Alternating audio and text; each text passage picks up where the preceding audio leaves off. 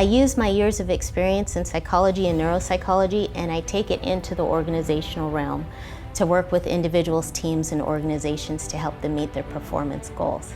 So I've done quite well in transitioning into working with high performance professionals, because with the rise in positive psychology, I'm seeing a lot of people coming through my practice that are dealing with issues like peak performance, work and life balance, and resistance to stress. So I've been able to use my expertise in that way, and the approach of doing things like brain-based coaching to really help them achieve fast and transformational results. The other thing is to embrace innovation. Innovation inspires future change. Changing your ideas around the idea of change, and that growth is necessary for change, is critical to success for your organization. So when leaders are able to shift their collective process, that means their thoughts, ideas, attention, and focus goes from being reactive and problem-based to collective and co-creative, then the cultural transformation within the organization translates volume. So in conclusion, what I'm saying is, your organization does not need you to be the next Nelson Mandela.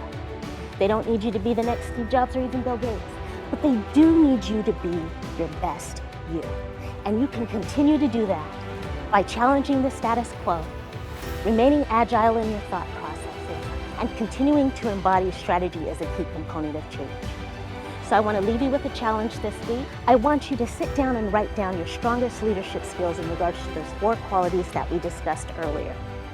Earned credibility, strategic thinking, the ability to articulate a clear vision, and consistency.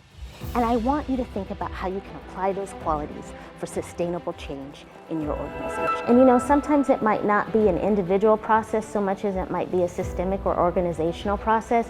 So I work a lot with organizations and companies that might be going through change or transformation.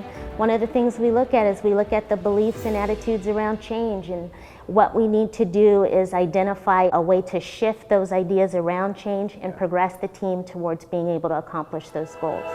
Like we started talking about, what is that purpose that you feel like you have every day when you're entering that door to your workplace? Processing information at 400 billion actions per second.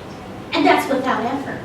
You're doing this as you're passively listening to me, in the same way that you incorporate information into your unconscious. I do that through this method we call cognitive priming, which is a brain-based way of helping you shift the way that you think about things.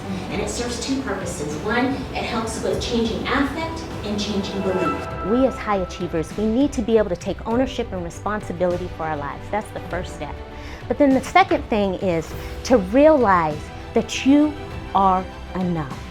If you can master the ability to learn the power of that one little word, no, you can reclaim your life, reclaim your peace, reclaim your power, and reclaim your time. Take my experience in neuropsychology and psychology into the organizational and corporate realm. And I use a blend of techniques that are based in neuroscience and brain-based coaching to work with individuals, teams, and organizations to help them find clarity and bring strategic alignment to their missions, values, and goals. But as Sade was saying, one of my greatest passions has to do with working with high achievers on a one-on-one basis and helping them get a better understanding as to how their underlying beliefs, attitudes, and thoughts may be impacting them in the present. Other examples from corporate culture include Mary Meeker, Erica Baker, women that are leading in the technological industry.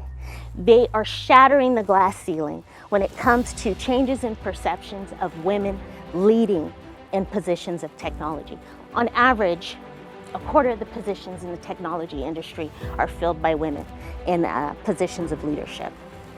Mary Meeker, she was rated by Forbes as being one of the top 100 women in the field of technology, most powerful in her field. So what do these leaders have in common? How can we be inspired by their stories?